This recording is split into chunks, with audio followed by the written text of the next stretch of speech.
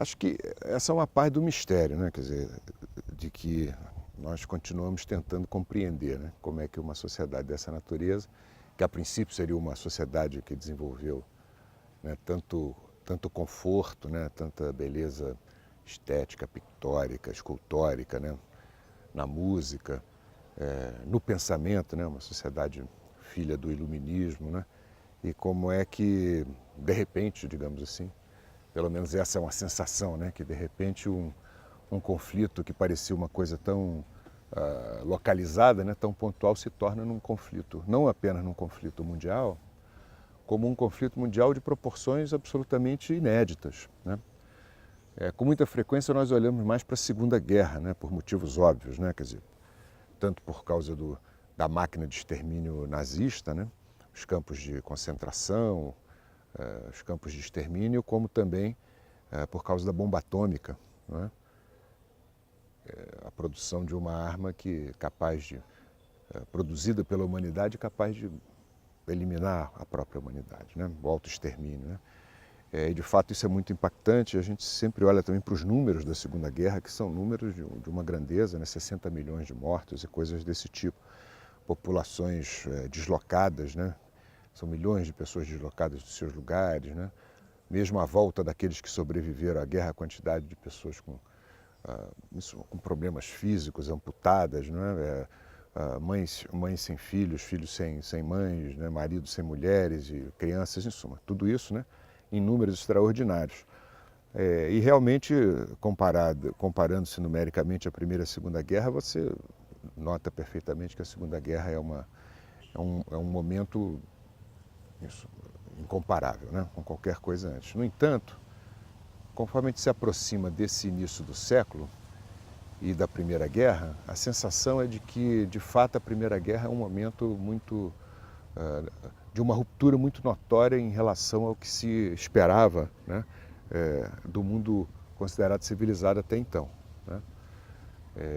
Um dos textos que eu tenho gostado de trabalhar é um texto do Freud, de 1915, né, então logo após o início da Primeira Guerra, onde ele põe isso de modo muito claro, né, ali mesmo, ali no momento mesmo que a coisa está acontecendo, como que não se supunha, né, a possibilidade de uma guerra entre nações europeias, né, na proporção que aquela aconteceu, e ainda que pudesse acontecer, a Guerra Franco-Prussiana havia acontecido em 1870, né, ainda que isso pudesse acontecer, seria uma coisa localizada para resolver determinados conflitos, seja de fronteira, seja para o estabelecimento da superioridade de um ou outro naquele momento, mas jamais se imaginou a possibilidade de uma guerra de extermínio, que acabou se tornando a Primeira Guerra Mundial também, né?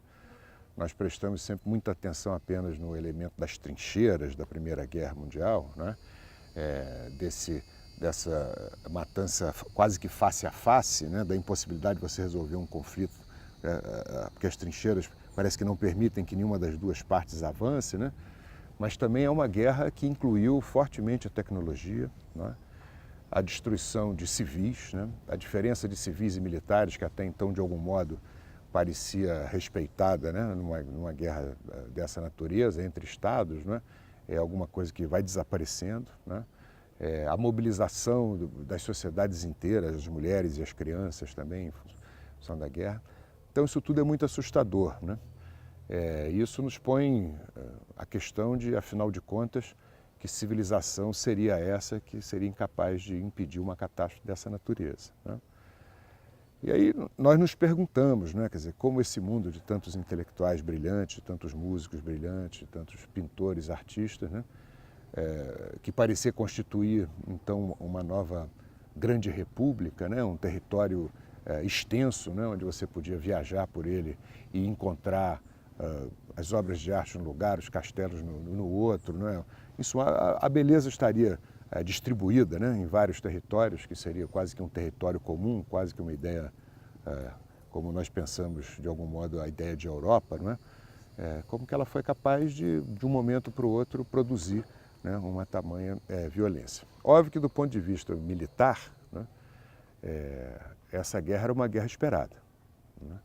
Quer dizer, os planos de invasão da França pela Alemanha são planos elaborados e reelaborados sucessivamente durante 15 anos, né?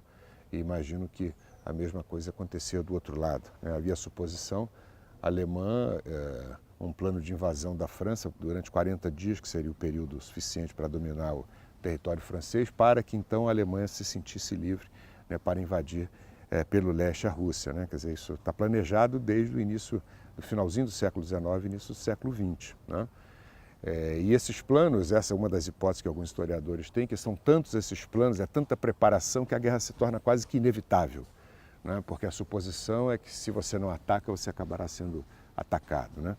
Então o conhecimento do planejamento de um lado em relação ao outro acaba produzindo essa coisa. Mas do ponto de vista da população civil, do ponto de vista, digamos, de uma consciência mais espalhada, mais difusa, né? O que se supunha era que uma sociedade com graus considerados elevados de civilização, né, de civilidade, não teria oportunidade de produzir uma catástrofe dessa natureza, né?